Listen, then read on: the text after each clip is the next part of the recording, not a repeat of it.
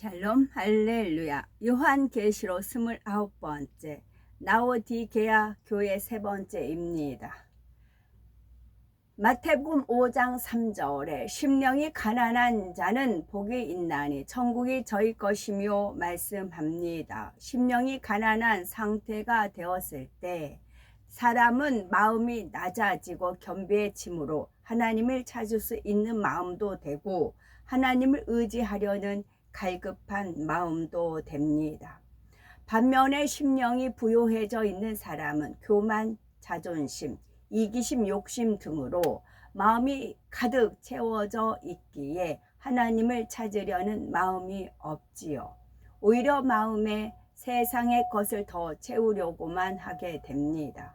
처음에는 심령이 가난한 상태에서 신앙생활을 시작했지만 시간이 지날수록 점점 예전으로 돌아가 다시 심령이 부요해지는 경우가 있습니다. 마음이 진리로 채워져서 부요한 것이 아니라 눌러 놓았던 육의 마음들이 되살아나면서 마음이 다시 높아져 버리고 만 것이지요. 특히 부와 명예와 권세 등을 가지게 되면 스스로 나는 부요하다 생각하면서 점점 육의 신앙으로 변질되는 경우가 있습니다. 신앙생활을 한다고 하지만 정작 진리에 대해서 사모함이나 갈급함도 없고 기도도 점점 쉬다가 마침내 멈추게 되면 영적인 것에 대한 사모함도 사라집니다. 이제는 믿음으로 행하는 것이 아니라 형식적인 행함만이 있을 뿐이고 하나님과 하나님의 일보다는 내 자신과 세상의 일이 우선이 되지요. 이런 사람들이 말하기를 나는 부자라 부유하여 부족한 것이 없다 하는 것입니다. 하지만 실상은 그들이 부유한 것이 아니라 오히려 공고하고 가련하며 가난하고 눈멀고 벌거벗은 것임을 알아야 합니다. 성령께서 탄식하심으로 영혼이 공고해도 이미 스스로가 깨닫지 못하고 그 상태로 계속 가다가는 결국 구원에서조차 멀어지게 되니 가련하다 말할 수밖에 없는 것입니다. 이 땅에서 아무리 많은 것을 가졌다 해도 정작 하늘나라에는 아무것도 싼 것이 없으니 실상은 가난한 자인 것이고 영의 세계나 영적인 것에 대해 보지도 못하고 깨닫지도 못하니 눈먼 것이지요. 신랑 대신 주님을 맞이하여 천국에 들어가기 위한 신부 단장도 못하고 있는 것이니 신부로서 예복도 준비하지 못한 채 벌거벗고 있는 것과 같은 것입니다. 주님께서는 바로 이런 사람들을 향해 불로 연단한 금을 사서 부요케 하고 흰옷을 사서 벌거벗은 수치를 보이지 않게 하며 안약을 사서 눈에 발라보게 하라 말씀합니다. 그런데 주님께서 이렇게 해결책까지 주셨음에도 그 말씀에 귀를 기울이지 않으면 주님의 더욱 엄한 책망과 징계가 따르게 됩니다. 하지만 이것도 결국은 하나님의 사랑이라는 사실입니다. 19절에 물은 내가 사랑하는 자를 책망하여 징계하노니 그러므로 네가 열심을 내라 회개하라 하셨는데 이 말씀에는 하나님께서 징계를 허락하시는 이유와 목적이 잘 나타나 있습니다. 사랑하시기 때문에 징계하시는 것이고 그 목적은 결국 징계를 통해 회개하고 열심을 내게 하려는 것이지요. 하나님께서 자녀들에게 징계를 허락하심도 그 자녀들을 사랑하시기 때문입니다. 자녀가 죄를 지었음에도 그에 대해 아무런 책망이나 징계가 없다면 결국에는 죄의 싹슨 사망이라는 영계의 법칙에 따라 사망으로 갈 수밖에 없을 것입니다. 이런 하나님의 사랑을 마음으로 느껴야 하는 것이고 징계를 통해서라도 이러한 사랑을 느끼는 사람은 결국 회개하고 돌이켜서 변화될 수가 있지요. 반면에 징계를 받아도 아무런 깨달음이 없다면 하나님께서 징계를 허락하실 이유가 없습니다. 그러니 다음에는 잘못을 해도 징계조차 그러니 다음에는 잘못을 해도 징계조차 오지 않게 되지요. 믿는다 하는 사람이 말씀대로 살지 못하고 죄를 지어 가는데도 형통하며 징계가 없다면 이는 하나님으로부터 외면을 당한 상태이므로 이보다 더한 불행은 없다는 사실입니다. 하나님께서 사랑하시는 자녀라면 그가 잘못된 길로 갔을 때 사생자와 같이 버려두시는 것이 아니라 당연히 사랑의 매를 드시는 것이고, 이것이 징계받는 본인에게도 축복입니다. 징계가 당장에는 무섭고 두려울 수 있지만 이 징계가 아니었다면 내가 어떻게 되었을까를 생각한다면 오히려 징계를 통해서 하나님의 사랑을 느낄 수가 있게 됩니다. 그렇다 하여 꼭 징계가 임할 때까지 계속 잘못된 길로 가라는 것이 아닙니다. 하나님께서는 징계를 허락하시기 전에 말씀으로 깨우쳐도 주시고 권면도 해보시며 책망을 해서라도 회개할 수 있는 기회를 주십니다. 이럴 때 조금이라도 더 빨리 깨달아서 회개하고 돌이키면 좋겠지만 혹여 그렇지 못해서 징계가 임하게 되었다 해도 그것마저도 하나님의 사랑임을 깨달아서 이제는 정녕 마음 중심으로부터 회개하고 돌이켜야 하는 것입니다. 그래서 잃었던 하나님과의 신뢰 관계도 회복해 나가고 하늘나라에도 다시금 상급을 쌓아나가야 하지요. 20절에 보니 볼지어다 내가 문 밖에 서서 두드리노니 누구든지 내 음성을 듣고 문을 열면 내가 그에게로 들어가 그와 더불어 먹고 그는 나로 더불어 먹으리라 말씀합니다. 이 말씀은 지금까지 책망만 들었던 라오디게아 교회가 희망을 가질 수 있게 해주는 약속의 말씀입니다. 지금까지는 미지근한 신앙생활로 인해 영적인 깊은 잠에 빠져 있었지만 이제라도 주님의 음성을 듣고 깨어나라는 말씀이지요. 먼저 주님께서 문 밖에 서서 두드리신다는 것은 주님께서 진리의 말씀으로 우리의 생각을 두드리신다는 뜻입니다. 우리가 하나님의 말씀을 들었을 때는 이를 마음에 담아 양식 삼아야 하는데, 그러려면 먼저 진리의 말씀이 생각의 문을 통해 들어와야 하며 다음으로 마음의 문을 통해 마음 안으로 들어와야 합니다. 미움이 말씀, 물, 바다, 이제 또한 말씀이에요. 말씀. 마음의 문을 통해 마음 안으로 들어와야 됩니다. 미움이 물, 말씀이에요. 말씀이 마음의 문을 통해 마음 안으로 들어와야 됩니다. 물이 들어와야 된다는 겁니다. 말씀이 들어와야 되는 겁니다. 그래서 우리나라 미움이 들어간 게 많아요. 그럴 때마다 미움을 대할 때마다 물, 말씀 그렇게 하면서 읽어보세요. 어떤 글이든 한글이든. 그러면 그때마다 하나님을 생각하는 거죠. 그때마다 하나님의 말씀을 먹는 거예요. 그때마다 하나님 말씀을 먹는 거예요. 아주 쉬워요. 짝을 찾으니까 재밌어요. 짝짝히 하는 거거든요. 알파, 오메, 처음, 나조, 시작, 끝, 시작, 마침. 짝짝히 하는 건데요. 미움이 많아요. 그 미움이 있을 때마다 물, 말씀, 그러면 하나님 말씀을 먹는 겁니다. 마치 하나님 말씀이 하나님이시잖아요. 마치 어떤 집안의 안방에 들어갈 때에도 여기도 먼저 할 때 먼저는 물을, 하나님 말씀, 대문을 지나고 다음으로 안방 문을 통과해야 하는 것과 같습니다. 그러므로 우리가 하나님의 말씀을 들을 때는 설령 우리의 생각과 이론이 맞지 않아도 생각과 이제 많은 분들이 히브리어 기본적으로 아시잖아. 저는 이제 기억자 놓고 생각과 할 때 기억 달렛 해가지고 문 들어간다, 성막 짓을 때 그거다, 뭐 그렇게 표현을 하더라고요. 생각, 그러면 그 문, 달렛, 그거 들어간다. 그렇게 하면서 다 이제 기본적으로 많이들 아시니까. 저는 이제 놔놓고 이제 기억이네, 니은이네.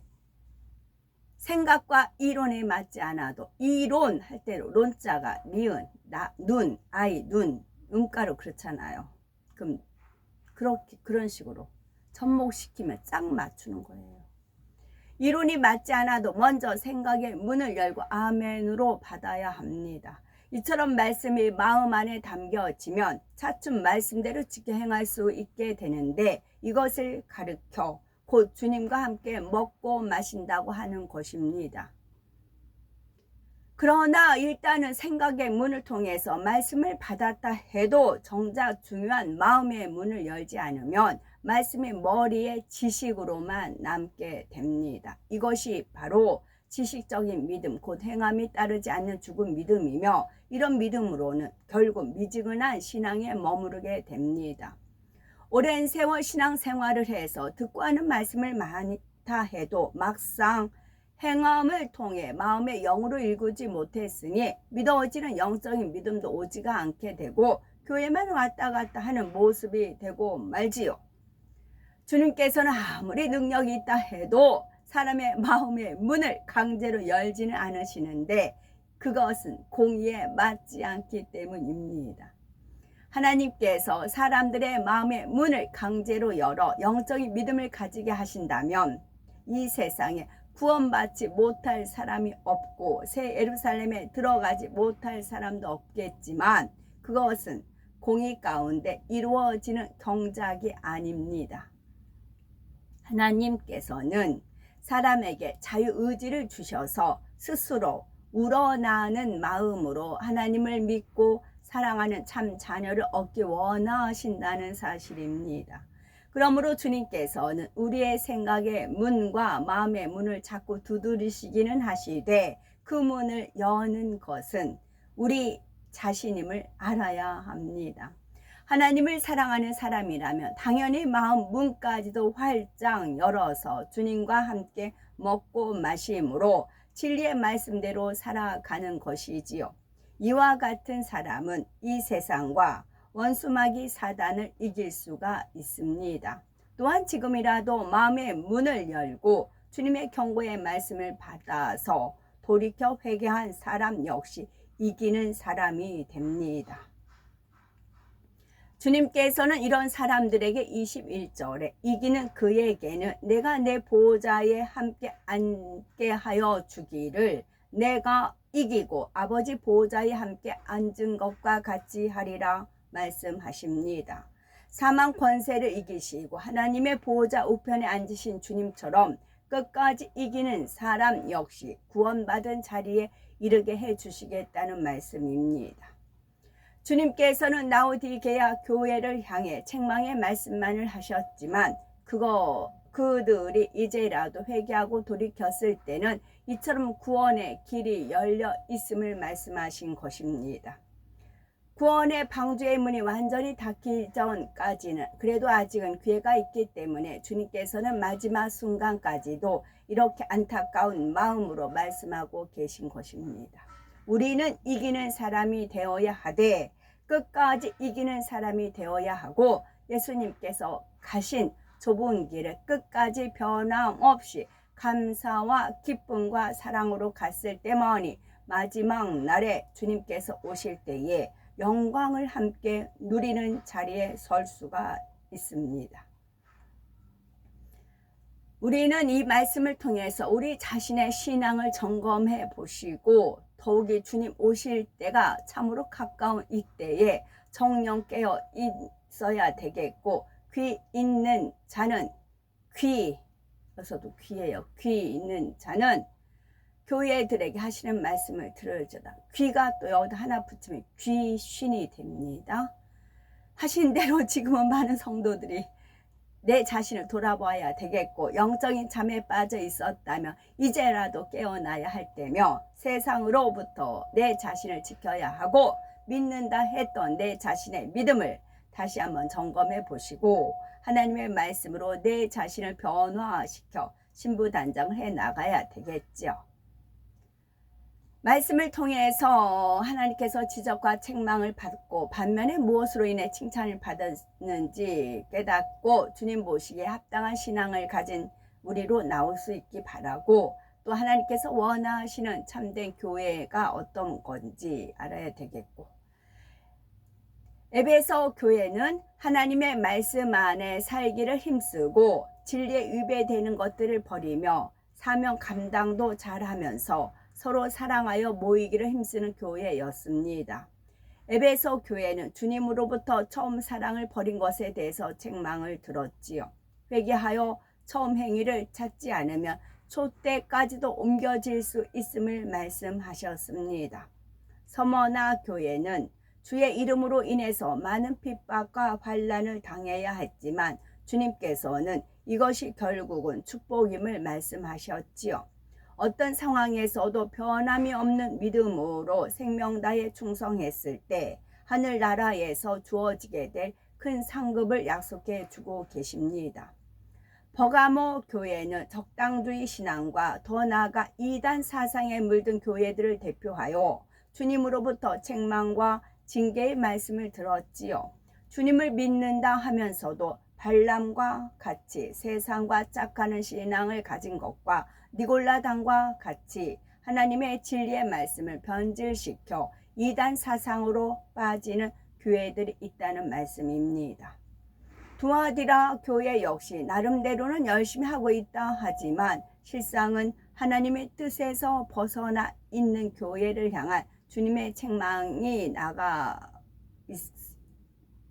있었고, 육적으로는 아무리 충성하는 것 같고 갈수록 더 열심내는 것 같아 보여도 정작 마음에는 할례를 하지 않았다면 그것은 육적인 충성에 불과하며 하나님 앞에 아무 소용이 없다는 사실입니다.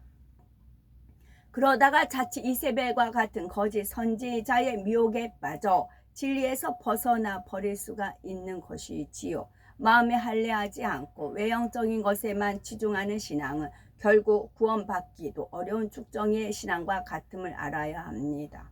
4대 교회는 행함이 없는 죽은 믿음을 가진 교회로서 주님으로부터 책망을 받은 교회이지요. 참 믿음을 가졌다면 거기에는 반드시 행함도 따르게 되며 이렇게 행할 때만이 주님을 믿고 사랑한다는 증거가 된다는 사실입니다.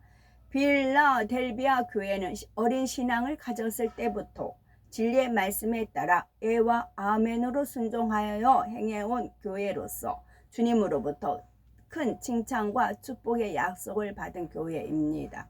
하나님의 모든 교회들이 바로 이러한 빌라델비아 교회와 같이 행하여 주님으로부터 사랑과 축복을 받을 뿐만 아니라 천국에서도 귀한 영광의 자리에 들어가는 복되고 아름다운 교회들이 되어야 하지요.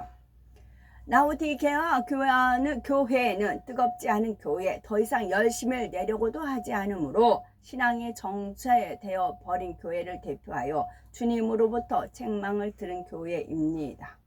열심내고 뜨거웠을 때 주님으로부터 받은 많은 축복을 가지고 또 하나님의 일을 위해서 열심내기보다는 더 많은 것을 가지기 위해 점차 세상과 타협해 가며 부와 명예와 권세를 추구해 가는 모습에 대해서 일깨워 주고 계신 것이지요.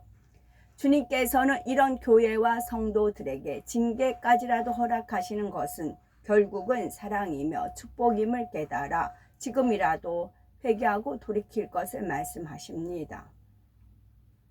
우리는 이 7 교회에 주신 말씀을 통해 내가 믿노라 했는데 그것이 과연 참 믿음이었는지, 나는 과연 첫사랑을 잃지는 않았는지, 그동안 하나님 앞에 죽도록 충성한다고 했는데 그것이 과연 영적인 충성이었는지 이런 것들을 점검해 봐야 되겠고, 그리고 죽은 믿음과 산 믿음, 각 사람의 행위대로 갚아주시는 하나님의 공의, 세상과 타협하는 적당주의 신앙과 미지근한 신앙 등 오늘날을 살아가는 우리들이 한 번쯤은 내 자신의 신앙에 비추어 봐야 되겠고, 우리 모두는 이제 다시 한번 내 각자 신앙을 점검해 보시고 혹여 부족하고 미진한 분야가 있다면 지금이라도 신속히 돌이키고 변화되어서 이제는 영으로 들어가시고, 우리가 아무리 입술로는 외치고 마음에서 간절히 원한다 해도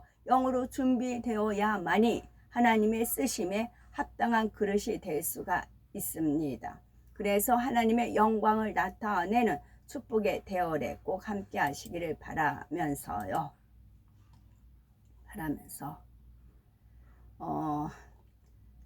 이스라엘 무화가가 있고 우리나라는 무궁화가 있어요. 무자가 똑같이 없을 무예요. 없을 무고 화자는 똑같이 이제 무궁화, 무화가 그렇게 했죠. 틀린 건 뭐예요? 우리나라는 궁, 거기는 열매, 과 그렇게 되어 있어요. 그리고 우리나라 무궁화의 꽃말이 있었는데요. 섬세. 우리나라 꽃말은 끈기. 우리나라는 끈기가 있어요. 끈기. 섬세한 아름다움 그런 뜻이 있고, 섬세한 아름다운 끈기가 있고, 또 무화가.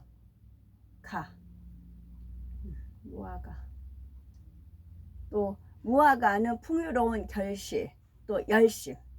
우리나라는 끈기, 무화과는 열심, 풍요로운 결실도 있고, 또 이스라엘 그 국한, 우리나라는 무궁화이지만 이스라엘 국한 아네모네꽃이래요. 아네모네꽃은 여러 가지 그런 뜻도 있지만 희망이라는 그런 꽃말이 있더라는 거지요.